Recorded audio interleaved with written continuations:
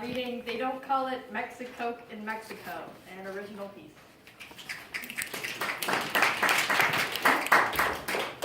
I tell everyone I'm from Los Angeles, but I wouldn't survive there, not with my naivete.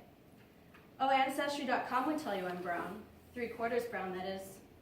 I am majority minority, trying to find my culture's clubs on campus, getting lost between sororities, walking around the table set up, beginning to think my skin is a deformity, desperate to see another brown-haired, brown-eyed, brown-skinned chula chola. Pero what am I even saying? I'm not even that. Reverse the letters, turn them round, LA to AL. I'm from Alta Loma, a darling town, an hour away from the city of graffiti and Los Doyers, with a crystal clear view of Los Montañas in a neighborhood so white we took off our wrought iron. And everyone on my street has 2 dogs, almost like it's required. And everyone waves hi to each other. No chain link fences. There aren't any walls for me to climb. As a middle-class Mexican attending a middle-class high school, my life was laid out for me. I could just recline. California is majority minority, but I didn't learn the language or the culture or the slang. My parents escaped the Black Angels and Big Bassett, those fearsome gangs, taking refuge above the tracks, all the way up, above the freeway, in a cute little white neighborhood that voted both colors, either way. Everyone is mixed in California. Everyone has some white and brown and black and yellow and rainbow in them, or around them.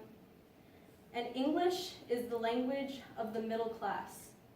And Spanish is the language that I wasn't allowed to learn because I needed to do well in school. They ripped the language out of my toddler mouth, and in result, I had no idea what the heck the word Chicano was about. I can't believe I identified by the white man. Mija, don't say Hispanic. We do not identify by the colonizer. Mija, say the word. Sound it out. Ch, ch, ch. Sounds so rhythmic, like the maracas in our music. Ch, ch, Chicano. I'm sorry, Nino. I didn't know that by saying Hispanic, I erased, eradicated, and obliterated, and even aided in the destruction of our culture. My naivete came from the privilege of my zip code, and there's so much of my culture that I don't know. And I talked to my boyfriend, mi novio, and he calls me whitewashed, to which I can't say no, because I don't speak the language. I can't talk to my grandma, mi nana, because of a language barrier that is higher and stronger than the wall that our president wants to build to keep people like my family out. What am I saying? I'm second generation, and the familia that I do have in Mexico, I don't even know. I wish I was like my cousins, those beautiful red-lipped paisa girls who take cheap flights on Aeromexico to go visit family and dance with boys wearing cowboy boots. I want to dance like them. Like the way they dance on the 4th of July, eating meat off the grill that my tío served up, moving their hips to cumbayas, corridos, and reggaeton. Silly little whitewashed me. I don't understand the lyrics to songs by Daddy Yankee, and Shazam the songs to save, to download later. And when my boyfriend tells me to listen to a song, a love song by the great Vicente, nicknamed Chente, like the ch in Chicano, I Google the lyrics, which Google doesn't understand, and the white screen shows me black letters that are almost as mixed up as I am. I try to learn, I really do. I follow Paisa Twitter accounts and listen to Paisa music, but I feel like I appropriate my own culture. And I got all these white girls on campus telling me that I can't wear sugar skulls on Halloween because it encouraged the white race to copy me. I'm just stuck in an in-between. Too white to have the sugar skull as my own daily culture, too brown to let the whites take that culture from me.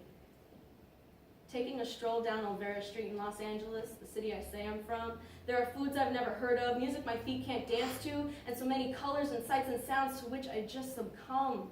De la rosa, mazapan, conchas, churros, chile on mangos, limon on fruit in a bag, chicharrones, the real kind, not the orange ones in plastic.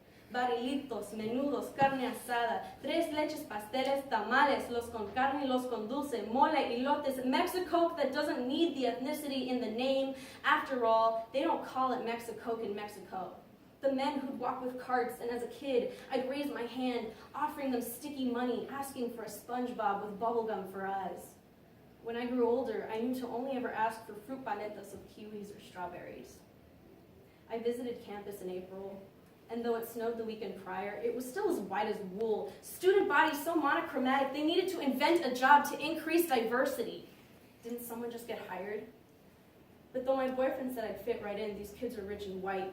I heard that kids in the Midwest took their parents' lana and got high on weeknights.